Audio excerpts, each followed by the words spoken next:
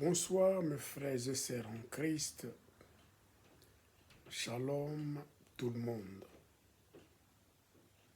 Aujourd'hui encore, j'ai béni Dieu car il m'a accordé l'occasion de me présenter devant vous pour vous annoncer la bonne nouvelle.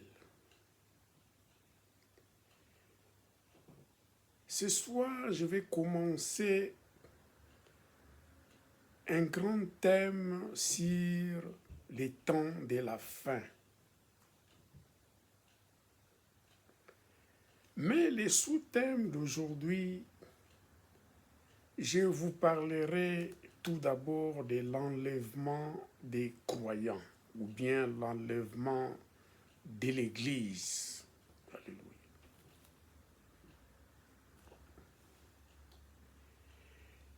Donc, je vous parlerai aujourd'hui de l'enlèvement des croyants.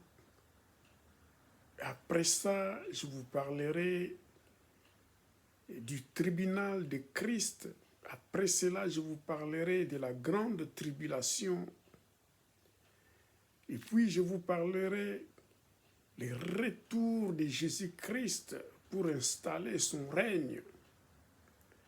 Je vous parlerai de la bataille d'Armageddon, la destruction de Babylone et les jugements des nations. Je vous parlerai également des milléniums et des Gog et Magog. Alléluia.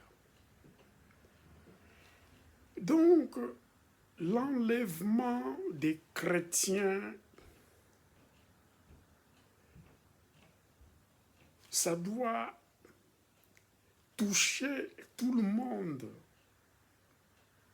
Car tout chrétien, tout croyant, nous attendons ces grands moments quand Jésus-Christ viendra, descendra dans les nuées pour prendre son Église. Donc l'enlèvement des croyants est avant le retour du Seigneur et avant également la grande tribulation.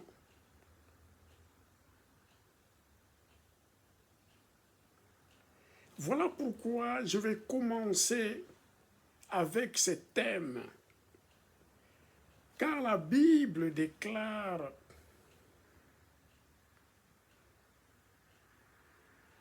Faites attention à ce qui se disent à l'Église. Prêtez l'oreille pour comprendre ces choses. Car la fin arrive. Il faut que nous soyons prêts pour être avec Jésus-Christ, pour être pour toujours avec Christ. » Donc nous avons Jésus-Christ lui-même, après sa résurrection, il a été enlevé au ciel devant ses disciples. Nous avons également l'exemple de Enoch qui fut enlevé au ciel par Dieu.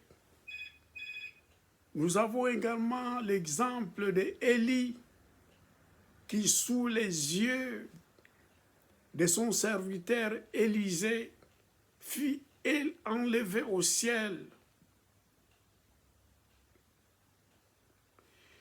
Donc le thème principal, c'est l'enlèvement des croyants. C'est ça qui nous intéresse de plus. Ici, nous lirons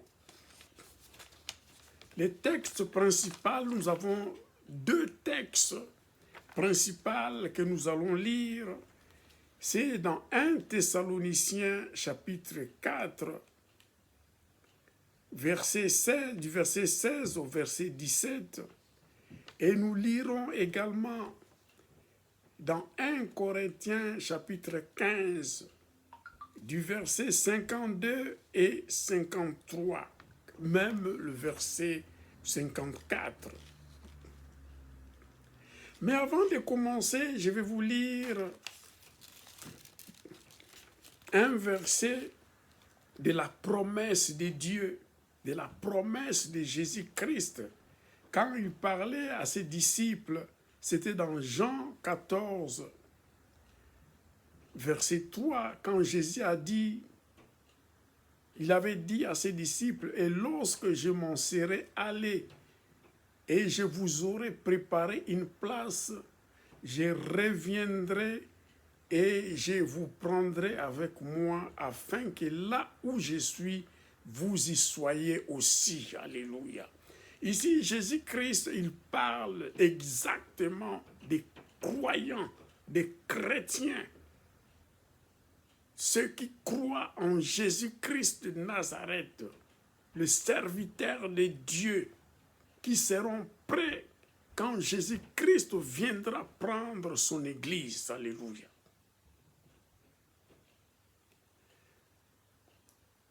Donc la promesse de Dieu, notre Dieu est fidèle. Quand il promet quelque chose, il la réalisera. Sans plus tarder, je vais vous lire la première lecture principale dans 1 Thessaloniciens, chapitre 4, versets 16 et 17. Prêtez bien l'oreille, soyez attentifs à ces enseignements parce que c'est rare, parce que nous vivons dans ce monde et nous voyons que la vie éternelle nous est annoncée dans la bonne nouvelle. Mais avant cela, il y aura cet enlèvement des croyants, cet enlèvement de l'Église, cet enlèvement de ceux qui sont fidèles, qui seront fidèles à Christ. Je lis la parole de Dieu pour une bonne compréhension. 1 Thessaloniciens, j'ai béni la parole de Dieu encore, chapitre 4, versets 16 et 17. Je lis au nom de Jésus. « Car le Seigneur lui-même a un signal donné à la voix d'un archange et au son de la trompette de Dieu descendra du ciel. » Ça, c'est le Seigneur Jésus-Christ qui descendra du ciel. « Et les morts en Christ ressusciteront premièrement. » Verset 17. « Ensuite, nous les vivants qui seront restés, nous serons tous ensemble enlevés avec eux sur les nuées à la rencontre du Seigneur dans les airs. Et ainsi, nous serons toujours avec les seigneurs. » Alléluia. Ici, la Bible nous parle clairement qu'il y aura un temps, que ce temps-là est déjà là, que ce temps-là s'approche. Soyons prêts, car quand Christ descendra pour prendre son Église, soyons prêts. La Bible déclare, le Seigneur lui-même a un signal donné, il y aura un signal qui sera donné par un archange, et ça sera par les sons de la trompette de Dieu. Alléluia. Ça sera un clin d'œil, brusquement, la fin du monde. Brusquement, le Seigneur viendra prendre son Église. Ça ne sera pas la fin du monde, mais ça sera le commencement du temps de la fin. Alléluia.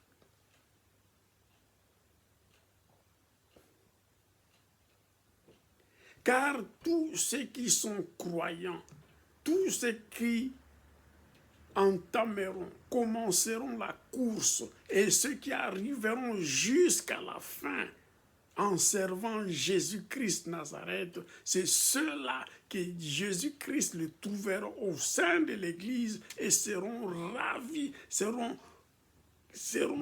enlevés au ciel dans les airs. Car ils étaient fidèles, ils ont continué à servir Dieu pendant que les autres étaient distraits.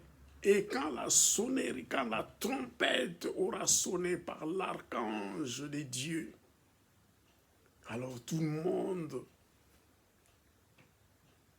seront prêts pour être enlevés dans les nuées. Mais la Bible déclare dans le verset 16, les morts en Christ ressusciteront les premiers. Donc ceux qui ont servi Jésus-Christ, ceux qui servaient Jésus-Christ pendant qu'ils étaient en vie et qui ont été appelés, ils sont morts pendant qu'ils étaient dans le service de Dieu, ceux-là ressusciteront les premiers. Quand ils seront ressuscités, ça sera avec nous, celui qui sera vivant pendant que la sonnette, pendant que la trompette de Dieu sera sonnée par l'archange de Dieu, ceux qui seront en vie en ce moment-là, ensemble avec le mort en Christ qui seront ressuscités, seront enlevés au ciel à la rencontre du Seigneur Jésus-Christ dans les nuées. Alléluia. Donc, les morts en Christ, ceux qui seront morts en servant Jésus-Christ, ils seront ressuscités les premiers. Premièrement, ils seront ressuscités et ensemble avec ceux qui seront vivants, pendant que la trompette de Dieu sonnera, ensemble avec ceux qui seront ressuscités, monteront au ciel pour être accueillis dans les nuées par notre Seigneur Jésus-Christ Nazareth. Mais comment les morts en Christ qui seront ressuscités, il y a quand même les Écritures qui définissent comment les morts en Christ qui seront ressuscités, comment ils seront. Et ceux qui seront en vie, pendant que la trompette de Dieu sonnera, sera sonnée par l'archange, dans quel état seront-ils? Voilà pourquoi je vais vous lire la seconde lecture qui est dans 1 Corinthiens chapitre 15.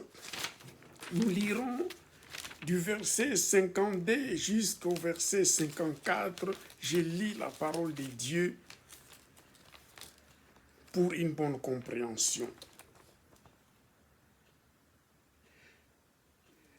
En un instant, en un clin d'œil, à la dernière trompette, la trompette sonnera et les morts ressusciteront incorruptibles. Et nous serons changés. Dans d'autres versions, nous serons transmués, donc changés. Car il faut que ces corps corruptibles revêtent l'incorruptibilité et que les corps mortels revêtent l'immortalité. Verset 54. Lorsque ce corps corruptible aura revêtu l'incorruptibilité et que ce corps mortel aura revêtu l'immortalité, alors s'accomplira la parole qui est écrite, la mort a été engloutie dans la victoire. Alléluia. Ici, la parole de Dieu est claire.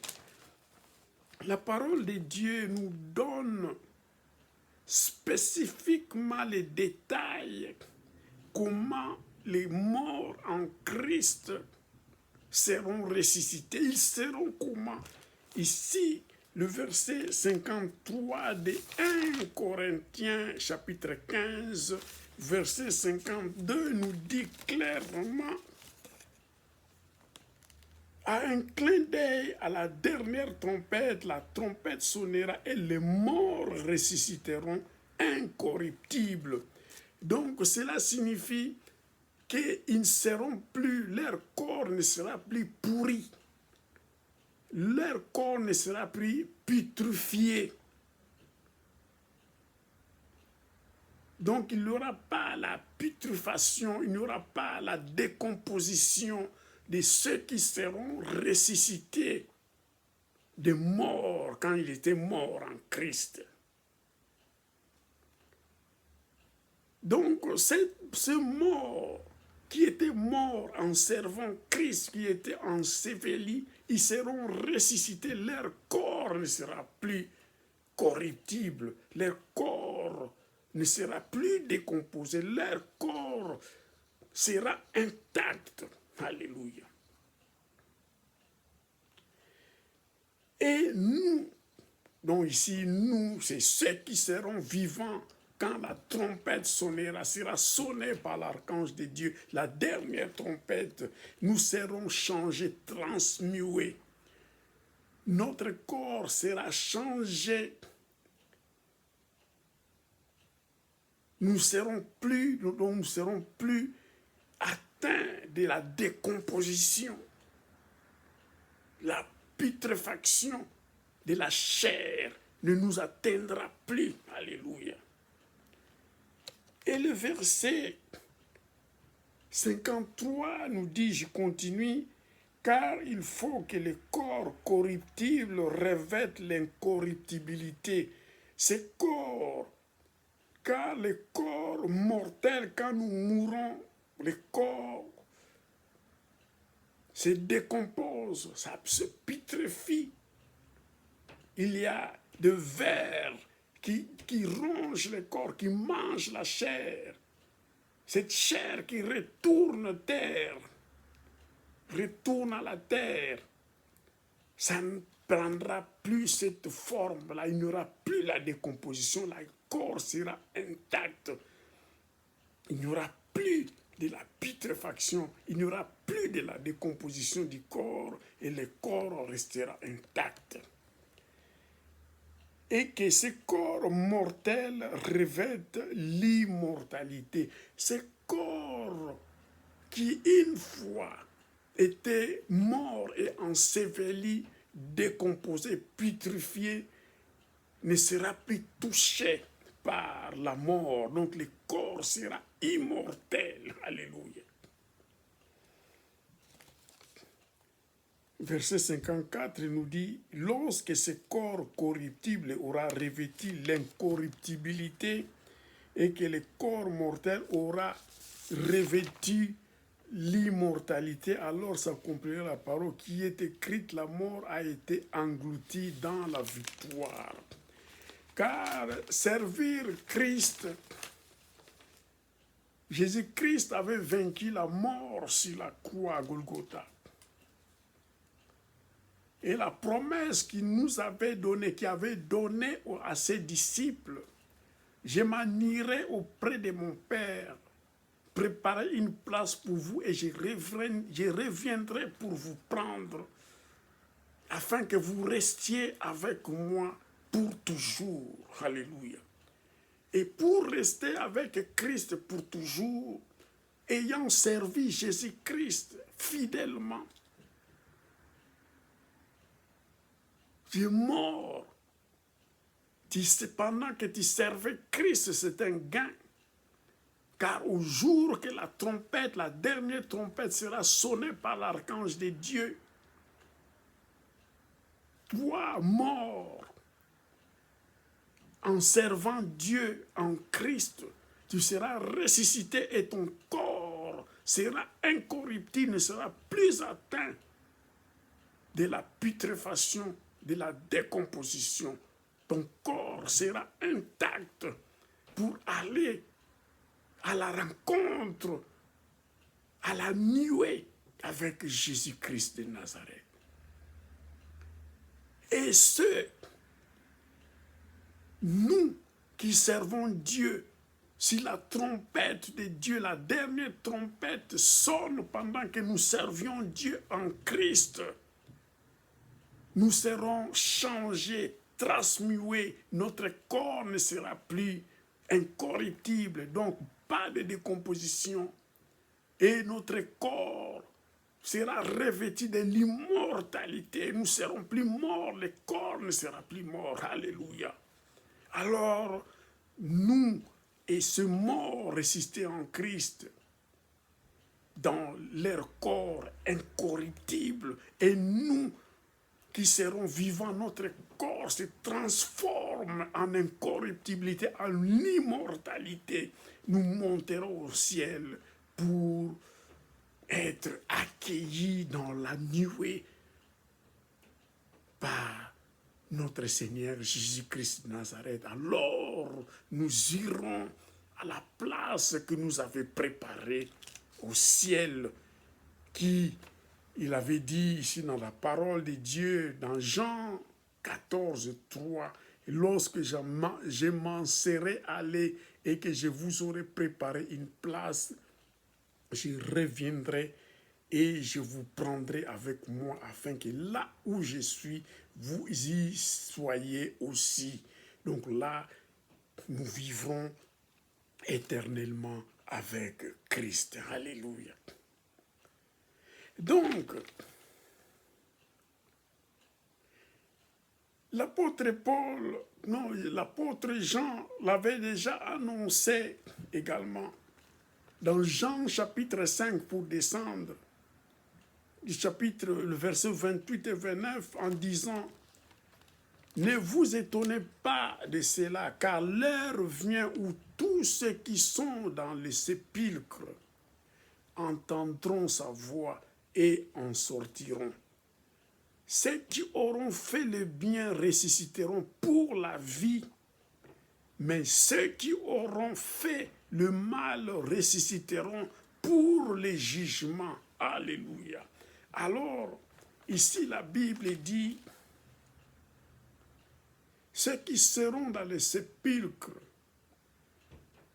qu'ils ont servi Dieu, qu'ils ont servi Christ ou pas, entendront la voix et en sortiront. Ils vont sortir de leur tombeau. Mais les conséquences, quelles sont les conséquences d'entendre la voix et de sortir du tombeau? Ceux qui ont servi Dieu, Jésus-Christ Nazareth, qui étaient morts en servant Jésus-Christ Nazareth, ils seront ressuscités pour la vie, ils resteront en vie. Mais ceux qui n'ont pas servi Jésus-Christ de Nazareth, ils seront ressuscités pour les jugements. Alléluia. Donc ceux qui ont servi Christ jusqu'à la fin, nous passerons de la mort à la vie et nous resterons avec Jésus-Christ éternellement. Soyez bénis, mes frères et sœurs en Christ. Et prochainement, je vous parlerai du tribunal de Christ. Alléluia. Le tribunal de Christ vous parlera comment les chrétiens qui ont servi Dieu, quelles seront leurs rétributions. Donc, je parlerai de ça prochainement. Soyez bénis, soyez connectés, car le temps de la fin, nous entrerons en profondeur pour en recueillir les fruits dignes des enfants de Dieu, de comprendre ces réalités. Alors, nous serons enrichis, vous serez enrichis dans la profondeur, vous entrerons dans la profondeur de la parole de Dieu pour en comprendre davantage. Soyez bénis, que l'Éternel, notre Dieu, soit avec vous. Dans le nom puissant de notre Seigneur Jésus-Christ Nazareth de gloire, soyez bénis, soyez bénis, soyez bénis encore. Amen.